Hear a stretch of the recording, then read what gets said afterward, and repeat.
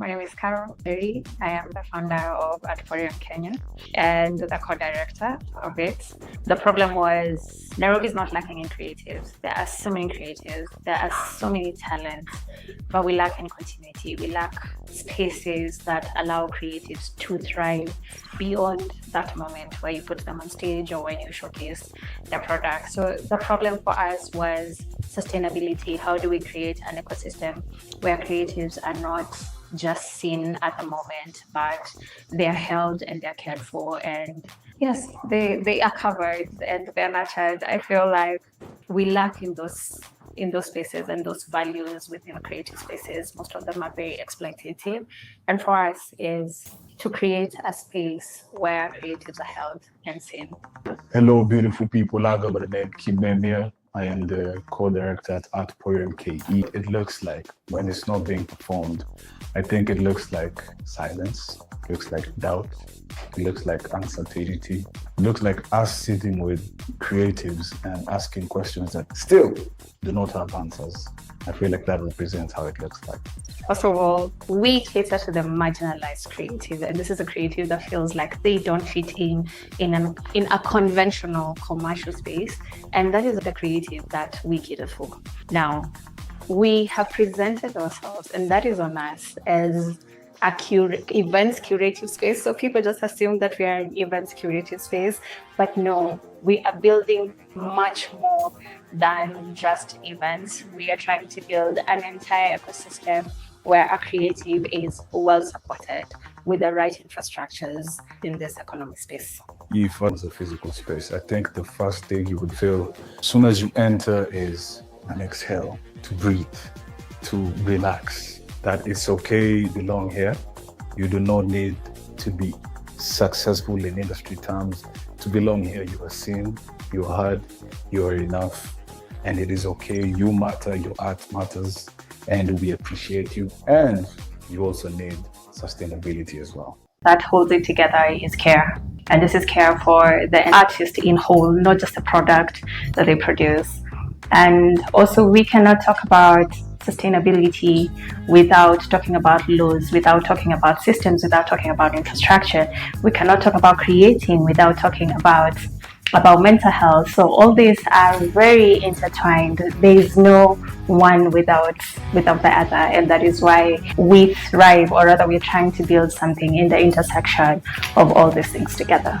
Now, where the line lies, I think is very central, hapo katikati in the middle, because the question becomes, how do we approach and do what we do without losing integrity? Because the kind of work that we do doesn't always fit into quick monetization models. So it's also a question we ask ourselves each and every day: how do we do this without losing ourselves and without losing it? The talent is what we can.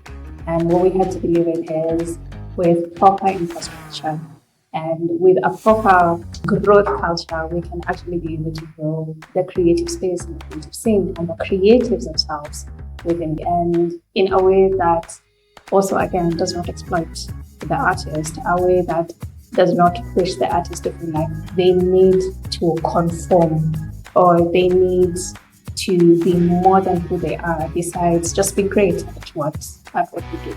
We have to let go of certainty, because in this kind of work that we're doing, we don't always know how things come, how things go. And also we had to fix our relationship with the art. Most of us feel like art only brings joy. But when you're undertaking such kind of work, you realize it's different. Right? You're under pressure and things are not going your way. And you just ask yourself, is this going our way? Are we doing it? I'll say the pushback is sometimes very visible, sometimes it's not. And it's on the vision. There are people who feel the vision is too small. There are people who feel void. There are people who feel like mental health and creativity is not sustainable, that we have too many loopholes, that our systems are too broken for us to fix them. And sometimes also that pushback shows up in what people choose to engage in, what they choose to omit, what they choose to conform to, and what they choose to not engage with. This is on the product or the things that we're trying to put out there. And our unique perspective on it is that we just keep going. I don't know if that is uniqueness, but we have to constantly remind ourselves to sieve all this noise out and retain and maintain our vision and just keep going and going and going, because we know that it is workable. We know it is sustainable. We just need to figure out how to actually make the make-believe become believable. What we had to protect is one key thing, that is intention. Because the industry as is tends to flatten things, tends to make artists to conform, to adapt, to reduce yourself so that you can belong. But for us, what we really care about is intention. The intention that the artists create their art, the intention that we also approach the artist with, and also that core thing, our mission, that is care for the artist, not just for the product, not just for who they are, but as a whole, their mental, their physical, and also their art, and in a way that ensures continuity, sustainability. So intention is something we need to protect. A lot of times it looks like doubt. It looks like uncertainty. It looks like asking so many questions, especially when things don't look like they're working out as you thought they would, when the industry or the system is throwing you a curveball. It looks like a lot of internal questions and questions that we have to keep figuring how to rise above. So that is what a hard day really looks like. The goal that we set out and what that looks for us is that when we look at the creative industry as a whole, art and artists are supported, more supported than celebrated. Because in celebrating and celebrations, we're only focusing on moments.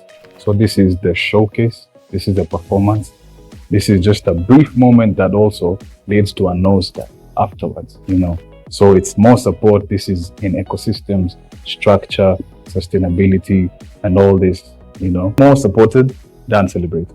You cannot have one conversation without having the other. Creatives creating without sustainability equals burnout. Sustainability without healing equals emptiness. And healing without expression has nowhere to go. So we have to figure out how to create a balance on how we are creating spaces that have all these things cohesively coming together. I want to say Art Porium is for the misfits, the people that have been looking for somewhere to belong, the people that feel like they do not belong within the commercial space or the spaces that have already been designed for creatives in the conventional kind of way. Those are the people Art Porium is for.